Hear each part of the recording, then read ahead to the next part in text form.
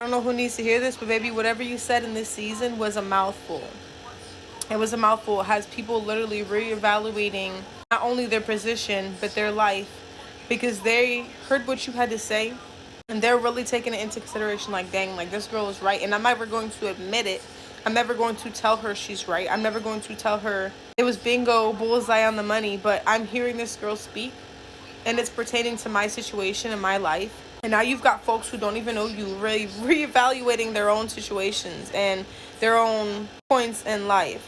I mean, whatever you said had to have been deep, baby. I do it a lot too. I be going with the Martin Luther King speeches. I be having a mouthful to say. But a lot of times people don't like you when you have a mouthful to say because they're used to being around yes men. You know, people who are yes ma'am, no ma'am, yes sir, no sir, but to situations they don't even agree on, just try to keep the peace.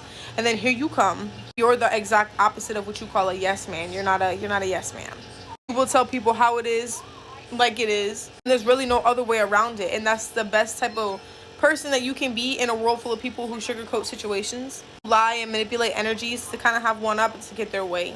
And whatever you said, whatever you did, has folks reevaluating their lifestyle, their choices, their patterns, because you're young, you're resilient, you're very wise beyond your years. And people hear you speak and it has an effect on people older than you. Like a lot of times when we speak, depending on how you speak and how you deliver your messages, a lot of people aren't receptive. And then here you come, you speak.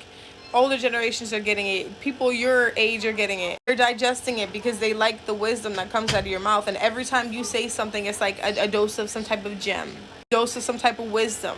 This is what people are looking for in this day and age, and that's why people kind of gravitate towards you, but that's also the same reason that they stay away from you, because they know when they come to you, they're going to get a mouthful. And they don't want to be on the wrong side of that mouthful, which is why a lot of people will keep their distance, because it's good when it's good, but when it gets real, it gets real with you. Like I said, in this season, you have a mouthful to say. You have a mouthful of wisdom, a mouthful of gems, and people want to hear it, but the same reason that people want to hear it is the same reason that people also want to avoid you. So just keep that in mind.